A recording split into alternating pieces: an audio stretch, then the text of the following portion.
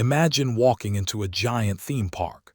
At the gate, a friendly worker checks your ticket once, then snaps a glowing wristband on you. After that, nobody asks who you are again. So how does one tiny wristband let a website remember you everywhere without asking again?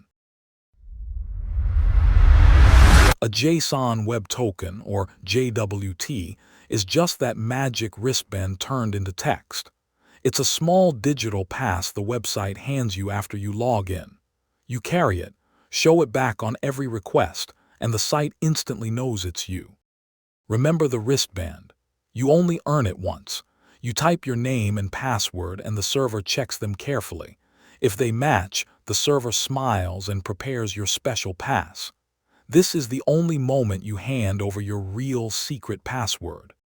So the server writes a tiny note about you, your name, your role, and when the pass expires. Then it seals the note with a secret stamp only the server owns. That sealed note becomes your token, ready to travel back to your browser. Now unfold that token and you'll see three pieces joined by dots. The header says what kind of pass it is. The payload holds the facts about you, and the signature is the secret seal that proves nobody tampered with it. 3 parts, 1 dot-separated string. The first piece, the header, is like the label on your wristband. It quietly says 2 things.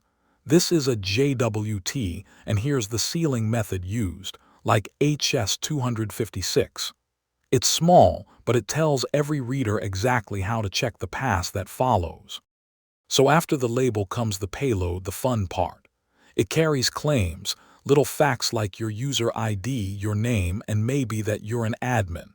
It even carries an expiry time. But careful, this part is readable by anyone, so we never hide passwords here. Remember, the payload is readable.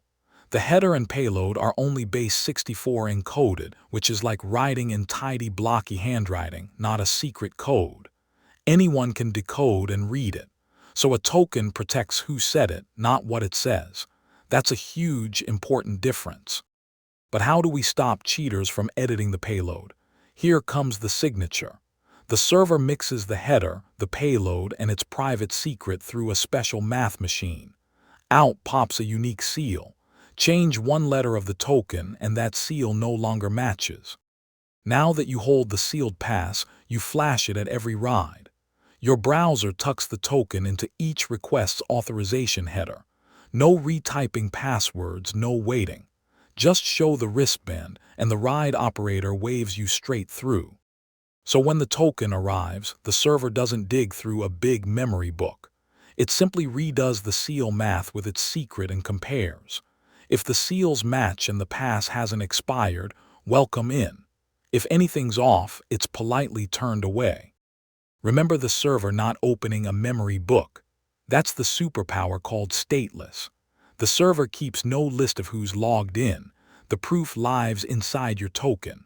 So one server, or 1,000 servers, can all check the same wristband without sharing notes. But a wristband you never remove is risky. So every token carries an expiry time. After a while, it simply stops working, like a day pass ending at closing time. If someone ever steals it, the danger window stays small, and you just log in again to get a fresh one. Now that we trust the pass, look around. JWTs power app logins, phone apps, and services talking to each other behind the scenes. Every time you stay signed in without retyping, a tiny sealed note is doing the work. The whole park runs on quiet wristbands. So let's recap our theme park pass. You log in once and get a token.